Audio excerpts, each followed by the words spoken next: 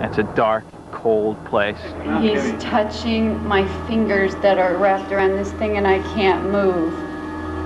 I can't move my hand. It starts with a queasy feeling in the pit of your stomach. Lots of activity going on. Chills run up your spine. Whether you believe there's ghosts there or not, these horrific things have happened there. You can hear your heart beating. I stood right there and took it. You can't catch your breath. And I started to panic for a second. My eyes started watering and I couldn't breathe. Yeah, your heart starts racing. Sometimes it's evil, and that sometimes it's not. And when it is, you don't want to mess with it. Open the gate! There's no escape when you're trapped on the other side of fear. Our first stop on Fear's location list, the Duggan Brothers Cement Factory, built directly on top of an old cemetery. It became a gruesome factory of death. The skin was hanging off of his face, off his neck, off his chest and arms, were just hanging down from him. Hopkins Military Academy. Its granite walls echo 160 years of brutal hazing rituals. Not all of its cadets survive this agonizing transition to manhood. It created a space for there to be cruel things happening. Camp Spirit Lake. What secrets lie in these dark waters? What evil lurks deep within its forest? If for some reason you are drugged, and the next thing you know, you're all tied up, what are you going to do? St. Agnes Hospital. The ravages of human experimentation echo through its halls. A medical institution gone mad. Drilled 2 holes in the frontal lobe of the skull and removed brain tissue. Seemed to calm him down. It sure didn't cure him. Buck Hill Inn. Once the jewel of the Poconos, now a rotting shell and host of severe poltergeist activity. A chain of horrifying events drove its owner to insanity. Abandoned in time, its only guests, the entities that wreak havoc on the minds of any who dare enter. There was blood all over the place. You could actually see the marks in his head from where he had been beaten with a meat mallet. The USS Hornet, awesome World War II killing machine. Now known as the Gray Ghost, the Hornet's sting delivered death on the water. 2 people up on deck actually didn't belong up there in the catwalks, and one of them lost his head. Eastern State Penitentiary, where, under the cruelest forms of punishment, hardened criminals snapped. If Eastern State Penitentiary didn't kill you, it drove you insane.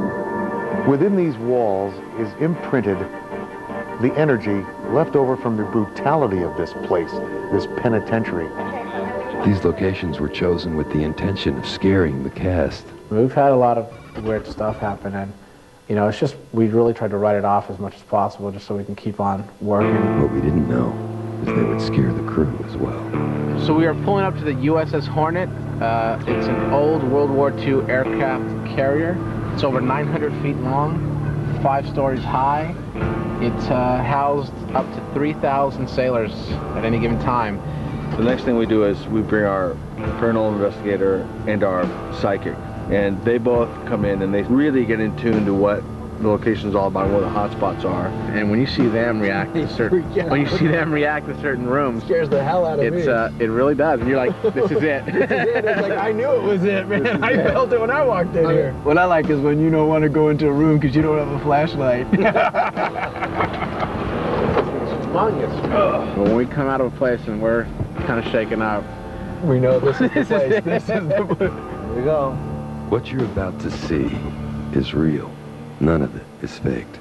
We heard about this story of a headless sailor that walked the hallways.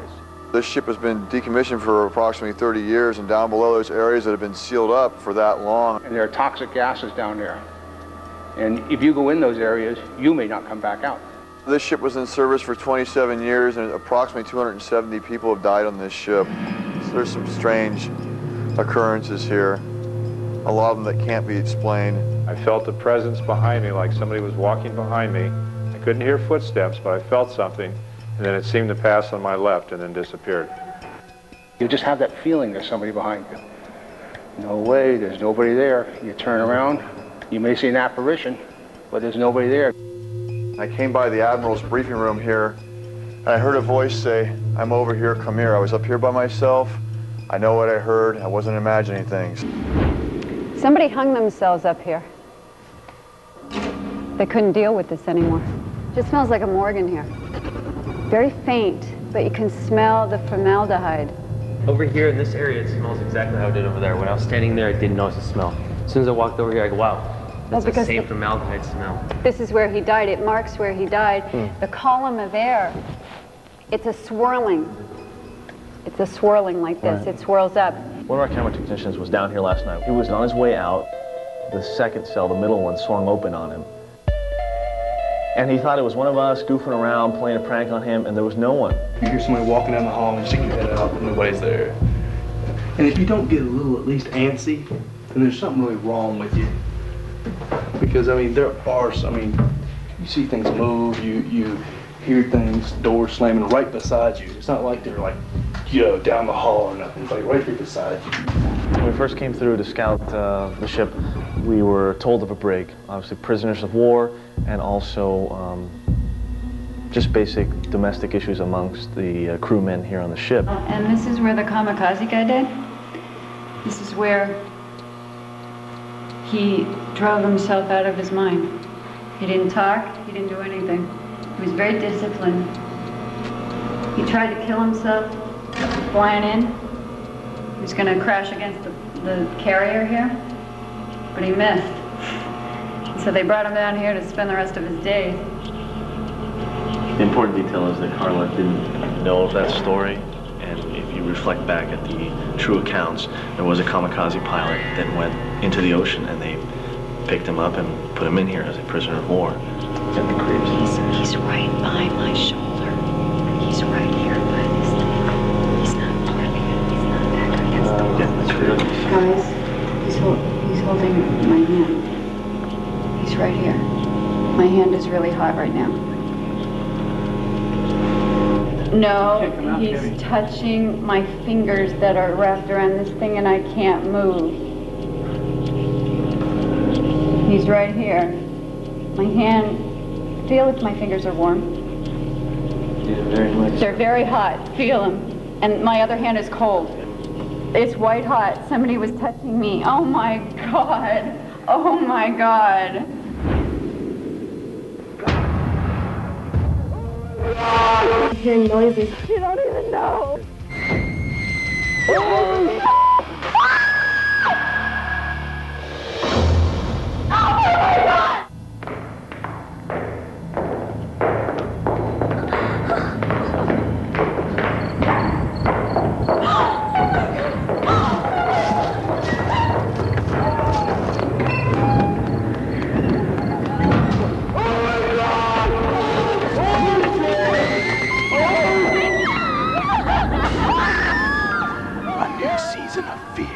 Coming Sunday, February 18th at 8.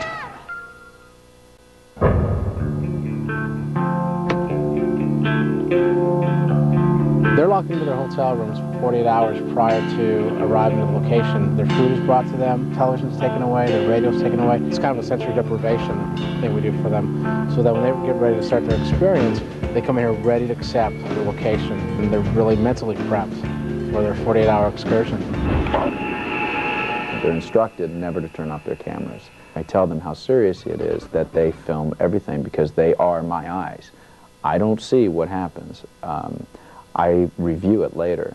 We put down over 30,000 feet of cable, you know, over 52 some cameras to record their experiences. And, you know, we got to do it again next week.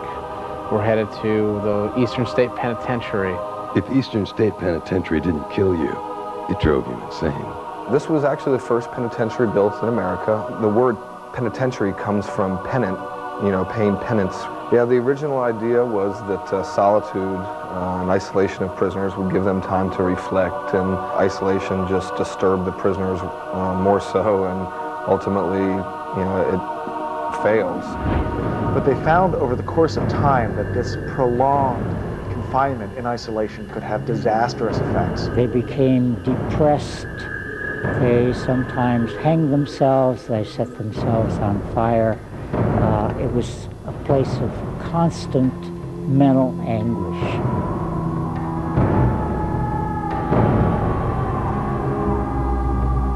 Since they shut this place down, no one spent the night here.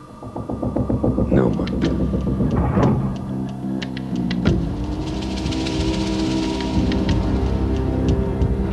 Here we are at Eastern State Penitentiary, and we're here kind of doing an evaluation of our location. So right now, guys, we're here. This is Safe House, the museum. Death Row is going to be another spot for sure.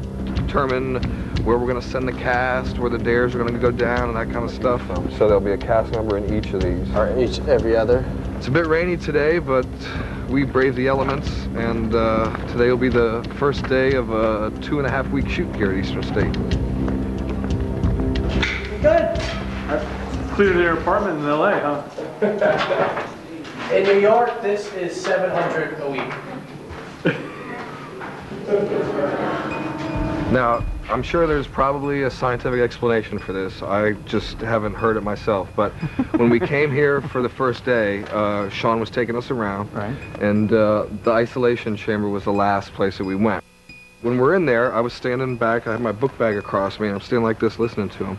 And he started going, oh, this is isolation, this is it, but it's very dangerous. And just at that moment, I was like I haven't heard this before, right? And right at that moment, I felt Carl, like, tug on my backpack. So I was expecting him to be like, did you hear that? It's too dangerous. So I was like, skeptic. And when I looked around, Carl wasn't anywhere around, dude. I walked in there, and I was trying to spook myself out. I went in there when it was all dark, and I stood in the place. And I just was like, okay, I was standing right about there when I felt it, so let me stand right here. And no, it was in front of this pole. And I stood right there and took it.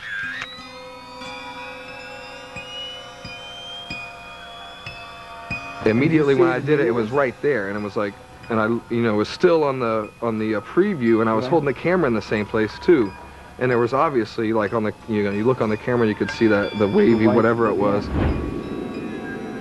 I think I've always believed that there's always been something on the other side. I don't know if I believe that there was like ghosts that were gonna come after me. I don't think anything's gonna hurt me, but there's definitely something there that